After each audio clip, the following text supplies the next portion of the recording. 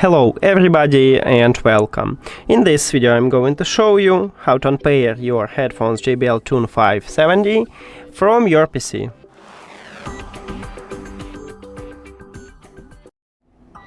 You have to start by press one time at the Windows button on your keyboard and then write Bluetooth.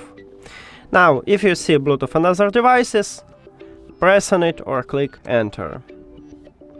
And right here at the top, we need to find this audio line, and at the audio line we need to find our headphones. I have it here, click on it and then remove it.